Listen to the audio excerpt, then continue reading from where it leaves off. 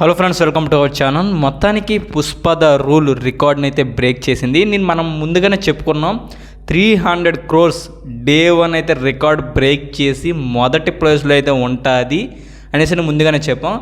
కాస్త తక్కువగా అంటే 294 కోట్లు అయితే కలెక్ట్ చేసింది డే 1. మొత్తానికి RRR రికార్డ్ని బ్రేక్ చేసేసింది పుష్ప ద రూల్. అయితే ఈ కలెక్షన్స్లో చాలామంది ఏమంటున్నారంటే ఇది ఫేక్ కలెక్షన్స్ బ్రో, వాళ్ళు నచ్చినట్టు వేసేసారు బ్రో, అంత రాదు బ్రో, థియేటర్లన్నీ ఖాళీగా ఉన్నాయి బ్రో, ఎవడు దేకట్లేదు బ్రో, మూవీ మొత్తం నెగిటివ్ ఉంది బ్రో, స్టోరీ లేదు బ్రో, ఏవేవో చెప్పారు, చాలామంది చెప్తున్నారు ఇప్పటికీ. కానీ మూవీలో ఆ స్టఫ్ అయితే ఉంది. ఆ స్టఫ్ ఎలా వచ్చింది, అసలు రికార్డ్ను బ్రేక్ చేసే క్యాపబిలిటీ ఏముందనేది మనం మాట్లాడుకుందాం. అయితే రికార్డ్ కోసం మాట్లాడుకుంటే 294 కోట్లు కొట్టి RRR రికార్డ్ను బ్రేక్ చేసింది. ఇప్పుడు ఫస్ట్ ఈ రకంగా ఉన్న రికార్డ్స్ అనమాట. పుష్ప ద రూల్ 294 కోట్లు గ్రాస్ని కలెక్ట్ చేసింది. అండ్ తర్వాత 223 కోట్లతో RRR ఉంది. ఏకంగా 50 కోట్లకు పైగానే మన పుష్ప కలెక్ట్ చేసింది RRR రికార్డ్ని బ్రేక్ చేస్తూ. తర్వాత 218 కోట్లతో బాహుబలి 2, తర్వాత 184 కోట్ల దగ్గర కలికి, అండ్ 178 సలార్, అండ్ 172 అయితే దేవర అయితే ఉన్నాయి. ప్రజెంట్ అయితే టాప్ 5 మూవీస్ అయితే ఇవే అనమాట, Tollywood or India wide. So India wide ఇంతలా కలెక్ట్ చేయడానికి పుష్ప ద రూల్ క్యాపబిలిటీ ఏంటి అని చూసుకున్నట్టయితే మెయిన్గా హిందీలోనే 72 కోట్లు అయితే కలెక్ట్ చేసింది గ్రాస్ని. నెట్ అనుకుంటా, ఐ థింక్ 72 కోట్లు అయితే కలెక్ట్ చేసింది అనమాట హిందీలో. ఇంతవరకు ఏ మూవీ కూడా ఇంత రికార్డ్ని ఇంత కలెక్షన్ అయితే కలెక్ట్ చేయలేదు హిందీలో. మొదటైతే పఠాన్ అండ్ జవాన్ అయితే ఉంది, అరౌండ్ 65 crores అయితే ఉందన్నమాట. సో ఈ దాన్ని ఇంకా రికార్డు బ్రేక్ చేసి ఒక పైన పెట్టాడనమాట మన పుష్పరాజు. సో ఈ రికార్డును బ్రేక్ చేయడానికి బాలీవుడ్లో పెద్ద సవాలే పెట్టాడనమాట.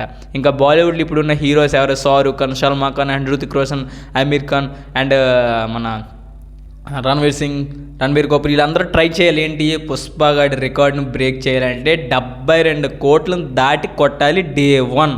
సో ఇదనమాట. సో చాలామంది ఏమంటున్నారంటే టికెట్ల ప్రైసెస్ పెంచేశారు బ్రో, అండ్ బెనిఫిట్ షోలు ఎక్కువ పడ్డాయి, అండ్ ప్రీమియర్ షోలు ఎక్కువ పడ్డాయి, ఇవన్నీ చెప్పొచ్చు. ఎనీ ఆఫ్ ద రీజన్స్ మనం ఏది చూసుకున్నా పుష్ప ద రూల్ అయితే రికార్డు బ్రేక్ చేసింది డే 1. సో మనం దీన్ని అప్రిషియేట్ చేయాల్సిందే, తప్పకుండా అప్రిషియేట్ చేయవలసిందే, ఎందుకంటే ఆ స్టఫ్ అయితే ఉంది.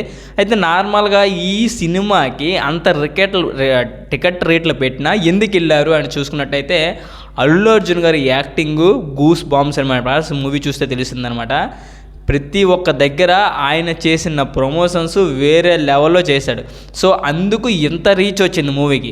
ఈ రీచ్ రావడంతో పాటు పుష్ప 1 నేషనల్ అవార్డు రావడం, అండ్ పుష్ప 1లో ఆయన యాక్టింగ్, అండ్ పుష్ప 1లో ఆ తగ్గేదేలే అనే డైలాగు, సో ఇవన్నీ జనాల్ని సూపర్గా ఇంపాక్ట్ చేసాయి. సో పుష్ప 2కి రావడానికి కోసం, సో పుష్ప 2కి రావడానికి కోసం ఇంత ఇంపాక్ట్ చేసేది కాకుండా వేరే లెవెల్ ప్రమోషన్స్ అయితే చేశారు వీళ్ళు పుష్ప 2కి. ఎందుకంటే ప్రతి దగ్గరికి అల్లు అర్జున్ గారు ప్రతి స్టేట్కి వెళ్ళి అక్కడున్న భాషలో మాట్లాడి అక్కడ డైలాగ్స్ చెప్పి వాళ్ళందరినీ గ్రాప్ చేస్తూ యాటిట్యూడ్ని చూపిస్తూ అల్లు అర్జున్ గారిని అయితే జనాల్ని థియేటర్లో తీసుకొచ్చాడు.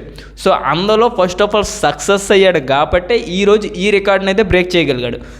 294 crores అనేది నాట్ ఏ ఈజీ థింగ్. నేనైతే 300 crores అయితే ఎక్స్పెక్ట్ చేశా, బట్ వాళ్ళు ఇవ్వాలనుకుంటే వేయచ్చు, 300 crores కూడా వేయచ్చు రౌండ్ ఫిగర్ చేసి, బట్ వాళ్ళు నిజాయితీగా చక్కగా వేశారు. చాలామంది అయితే ఫేక్ అన్నారు, కానీ ఇది ఫేక్ అయితే కాదు.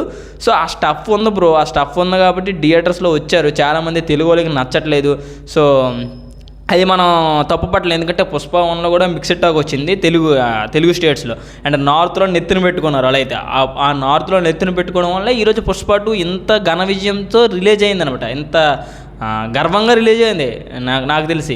సో పుష్ప 1 డే 1 అయితే అరాచకం రికార్డ్ అయితే సెట్ చేసింది. సో 294 CR అనేది not a easy thing. And Pushparaju ఏదైతే మనకు పెట్టాడు, అండ్ మూవీలో ఆయన శ్రమించిన కష్టానికి తప్పకుండా ఫలితం అయితే వచ్చింది డే 1లో. మొత్తం ఓల్డ్ టీం కూడా ఆ కష్టాన్ని ఒక్కసారి మర్చిపోయేటట్టు ఈ రికార్డ్ని అయితే సెట్ చేశారు.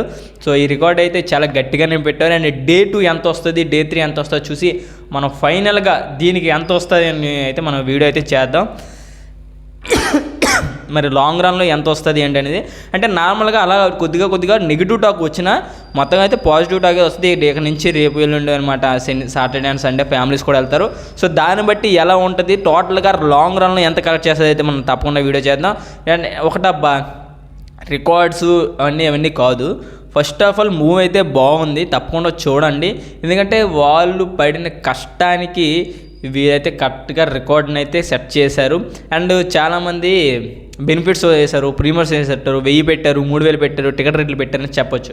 బట్ ఇక్కడ నుంచి ఆ బెనిఫిట్ షోలు ఆ ప్రీమియర్ షోలు కూడా లేవు. ఎందుకంటే ఆల్రెడీ ఇన్సిడెంట్ అయింది కదా, ఒక ఆమె చనిపోయారు సంధ్య ఆర్టీ సక్సెస్ రోడ్లో.